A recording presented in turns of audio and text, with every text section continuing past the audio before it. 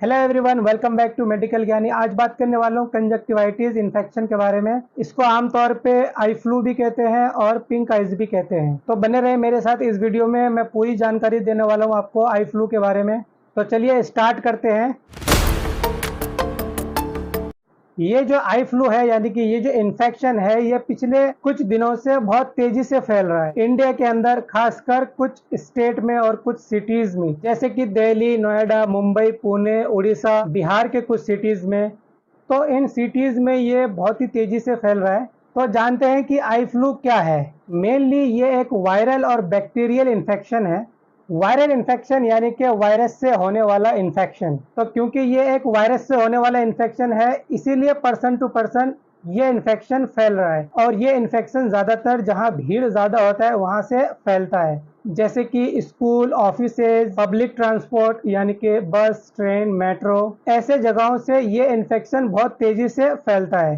तो जानते हैं कि इसी टाइम ये इन्फेक्शन क्यों फैला इंडिया के कुछ स्टेट्स के अंदर। तो जैसा कि आप सबको पता है कि अभी हमारे इंडिया के अंदर कई स्टेट में हेवी रेन होने की वजह से फ्लड आ गया है, यानी बाढ़ आ गया है। इसीलिए ये इन्फेक्शन बहुत तेजी से फैल रहा है, बारिश और बाढ़ की वजह से। तो अब हम ये जानते हैं कि अगर ये इन्फेक्शन किसी को हो जाता है तो क्या क्या होता है इससे। अगर किसी को आई फ्लू हो जाए तो उसकी आंखें लाल हो जाती है, आंखों में बहुत ज़्यादा दर्द होगा, स्वेलिंग आ जाता है यानी कि आंखों में सूजन भी आ जाता है। उसके बाद आंखों से पानी निकलता है और कुछ लोगों को बहुत ज़्यादा धुंधला दिखता है।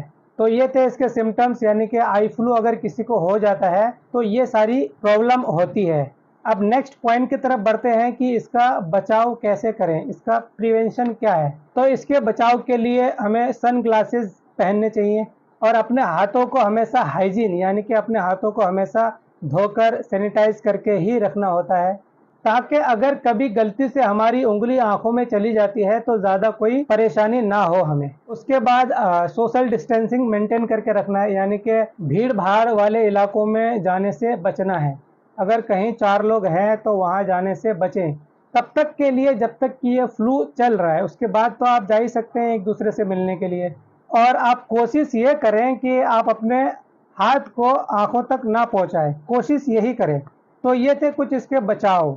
अगर ये आई फ्लू किसी को हो जाता है तो उसके लिए मैं एक बेस्ट होम रेमेडी बताने जा रहा हूँ, इसको आप ज़रूर फॉलो करना। मात्र 2 दिन के अंदर आप आई फ्लू जैसे इन्फेक्शन से छुटकारा पा सकते हैं। तो इसका होम रेमेडी ये है कि जब आप सुबह सोकर उठते हैं तो उस टाइम पे जो मुंह के अंदर सलाइवा होता है यानी कि जो पानी होता है, जो थूक होता है, उसको आप अपने आंखों में लगाएं। जिस तरह से काजल लगाया जाता है उसी तरह से आप अपने सलाइवा को अपने आंखों में लगाएं। इससे मात्र 2 दिन के अंदर आपकी आंखें ठीक हो जाएंगी। तो ये एक बहुत ही अच्छा होम रेमेडी है आई फ्लू के लिए। आपको किसी भी मेडिसिन या किसी भी आई ड्रॉप की जरूरत नहीं पड़ेगी अगर आप ये होम रेमेडी कर लेते हैं। तो अब मैं इसके एलोपैथिक ट्रीटमेंट के बारे में बता देता हूँ। आई फ्लू के लिए आप कुछ आई ड्रॉप्स का इस्तेमाल कर सकते हैं, जैसे कि मॉक्सिफ्लोक्सासिन, जेंटामाइसिन, सिप्रोफ्लोक्सासिन एंड डेक्सामेथासोन। और बच्चों के लिए मैं खास करके बताना चाहूँगा कि ciprofloxacin and dexamethasone I drop का इस्तेमाल करें। और उसके साथ अगर आपको बहुत दर्द हो रहा है, बहुत जलन हो रही है, तो आप कुछ दवाइयाँ भी ले सकते हैं, जैसे कि दर्द के लिए आप जीरोडोल पी ले सकते हैं और उसके साथ एक एंटीबायोटिक टैबलेट भी ले सकते हैं, जैसे कि एजिथ्रोमाइसिन।